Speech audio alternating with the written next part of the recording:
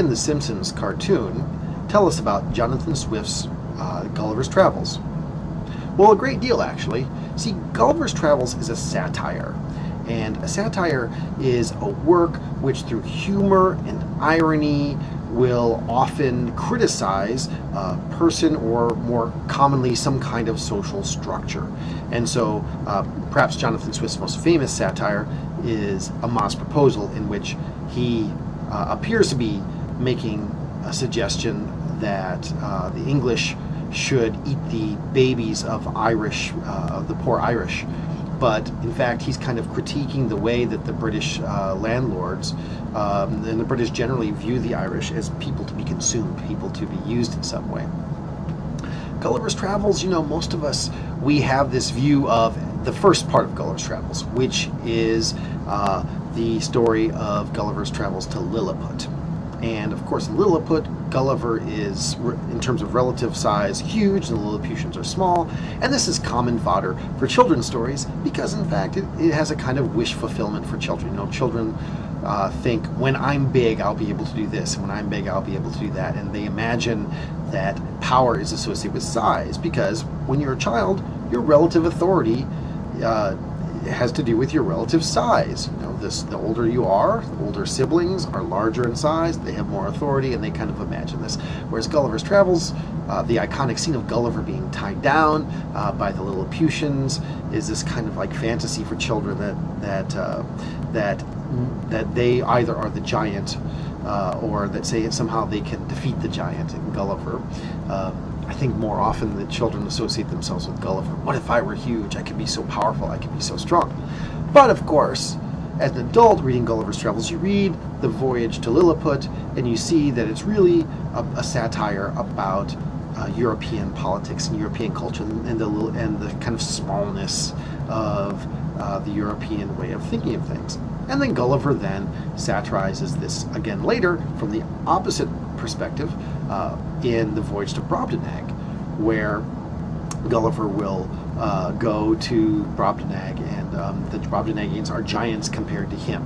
And they have this view of Europe which is absurd. And as Gulliver's trying to defend Europe to them, his defenses sound more and more absurd. And then we get to the Voyage of the Houyhnhnms, skipping over Laputa, which is written later.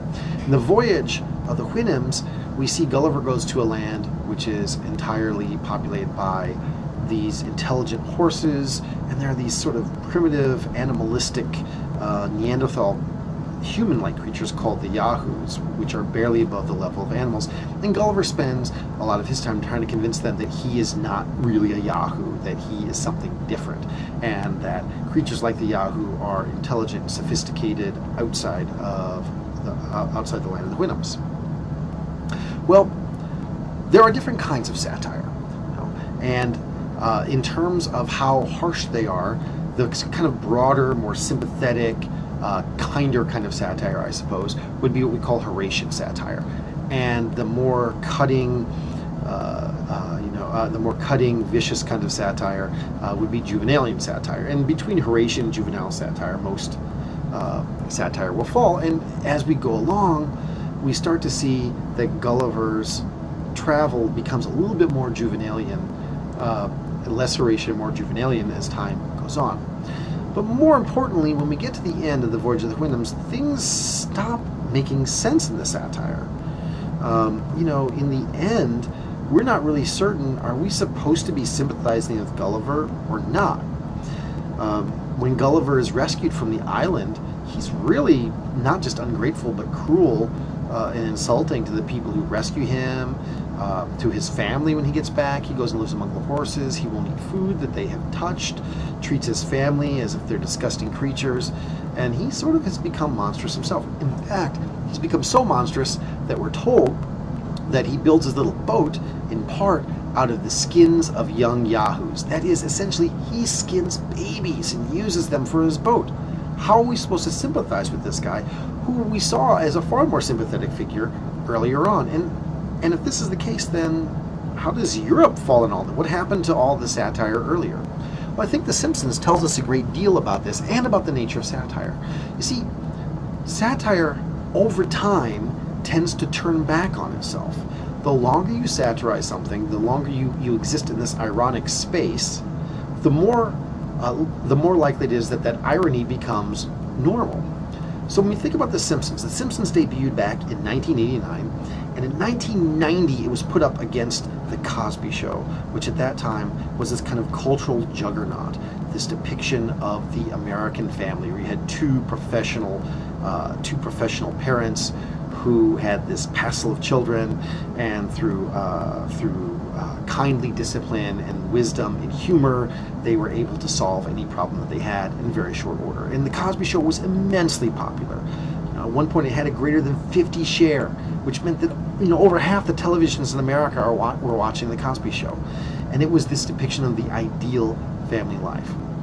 So after The Simpsons debuted in 1989, 1990, Fox decided that they were going to put it up against The Cosby Show, and they kind of advertised it as Bart versus Bill. And in in The Simpsons, you had a dysfunctional family with a stupid and abusive father, and the children are either out of control or disconnected or completely neglected. The mother is codependent, and everything that is depicted here is a completely different view of the American family. The American family, which is being offered in this kind of laudatory way, this idealized way in The Cosby Show, is then in The Simpsons is satirized. But what happens over time? Well, what happens over time is the satire of The Simpsons turns back on itself.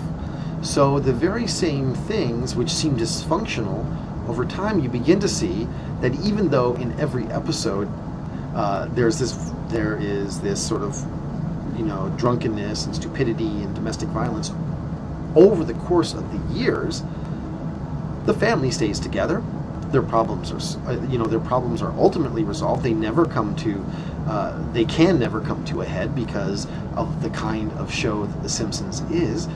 And so eventually what happens is The Simpsons, which in 1990 is this kind of horrible satirized view of the American family as totally dysfunctional, after a couple decades, it becomes perhaps one of the most pro-family shows on television, because it's a family with problems and they stay together.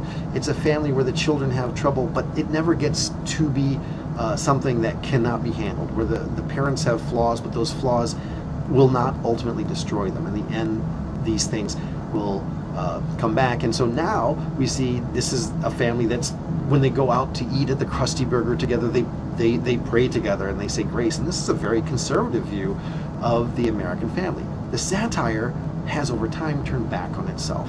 I think this explains a great deal about what happens in the end of Gulliver's Travels. Swift is writing this satire and he has it all in control, but satire has a way, irony has a way of taking control for itself. And so what happens, of course, is the ironic view of Gulliver becomes the regular view of Gulliver. So then Gulliver goes from being a normal person surrounded in these lands of monsters to, by the time we get to the end, he himself has been transformed into a monster, into a guy who will skin babies, who will insult his saviors, who has no respect for humanity, and who has become the kind of monster that he perceives others to be. Satire has to have an expiration date.